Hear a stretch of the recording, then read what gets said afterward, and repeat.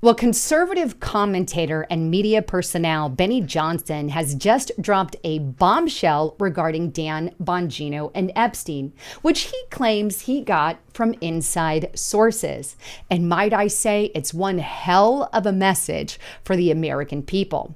Not only that, as you know, the DOJ dropped an Epstein video a little over a week ago, and that video mysteriously had 1 minute missing. Well, as it turns out, the missing minute is now 3 missing minutes, and the video has been, well, edited.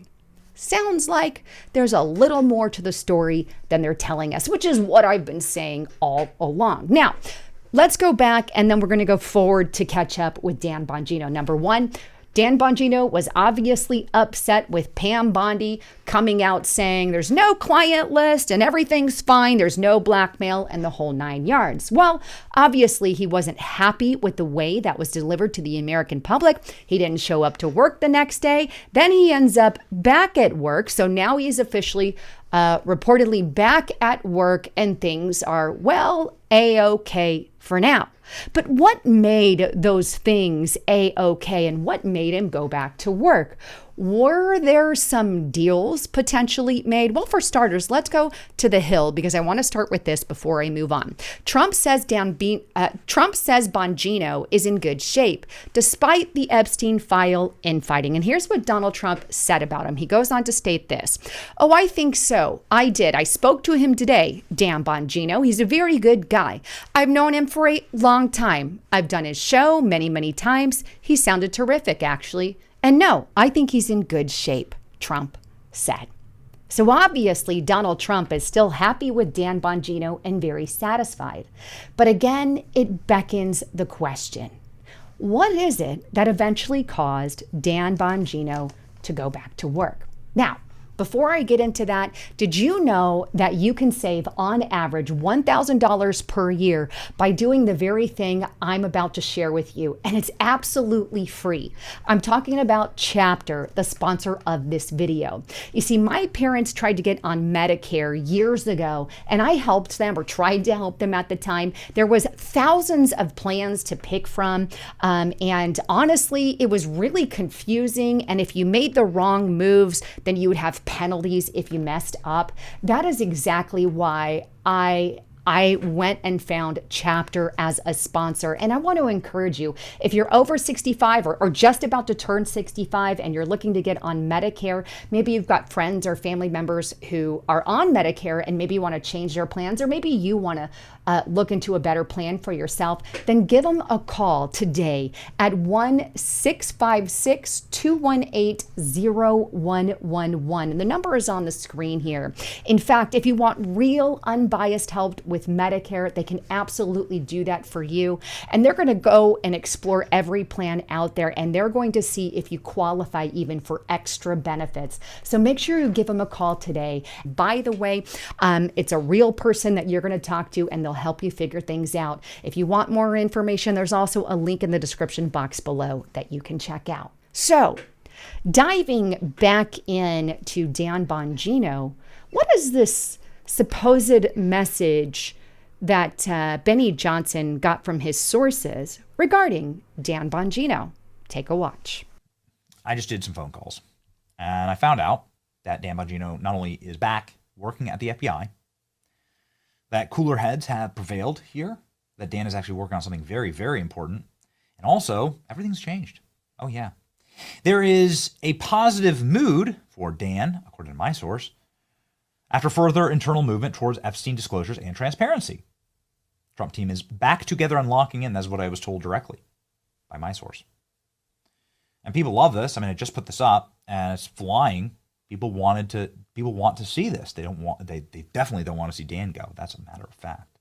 I'm going to pause right there before I play the rest of it. So he made some calls, spoke to some people, and, Dan's working on some very important things. We're not quite sure what those important things are as of yet, but everything has changed.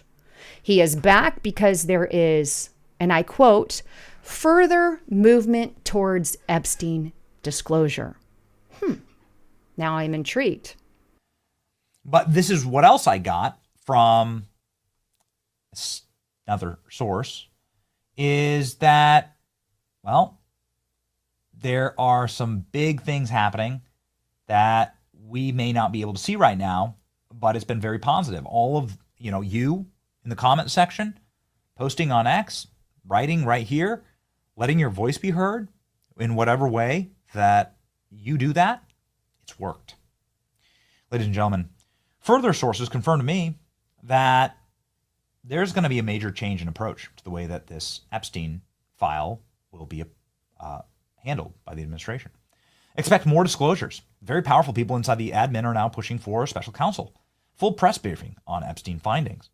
So big things are happening, but we don't really know what they are. They're happening behind the scenes, whatever that means.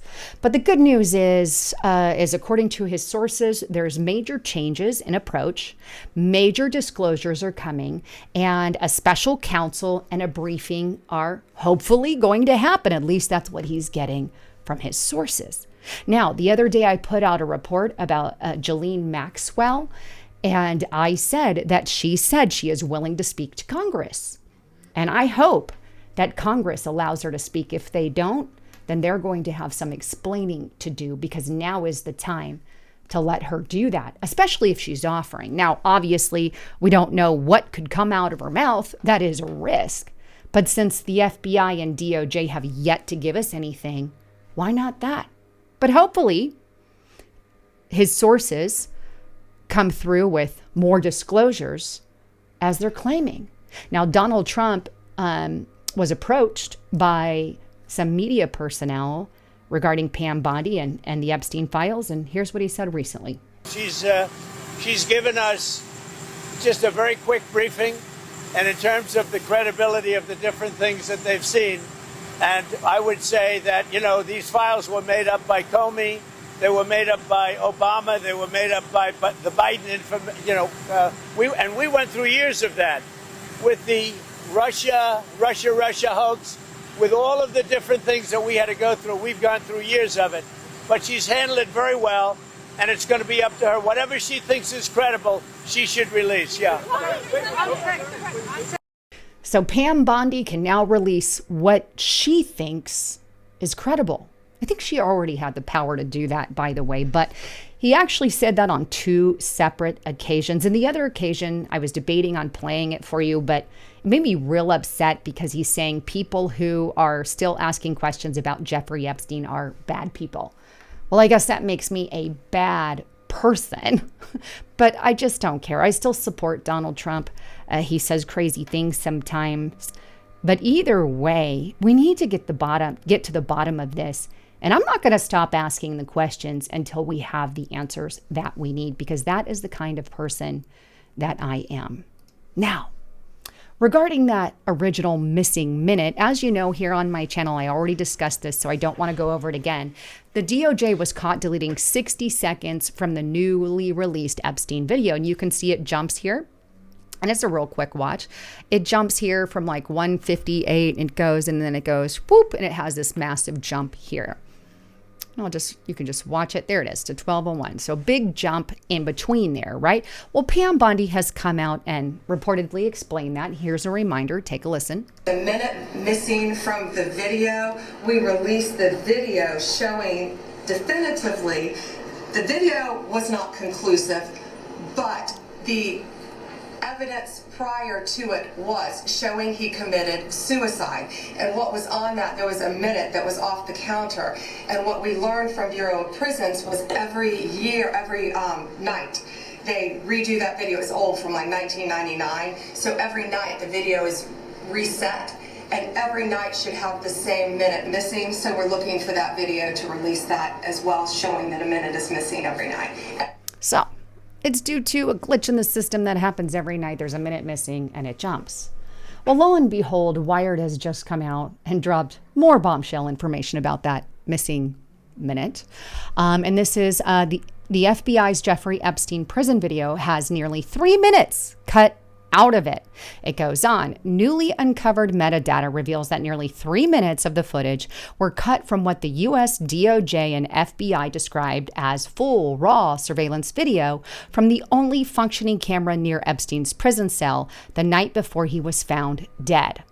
Wired previously reported that the video had been stitched together in Adobe Premiere Pro from 2 video files, contradicting the Justice Department claim that it was raw footage.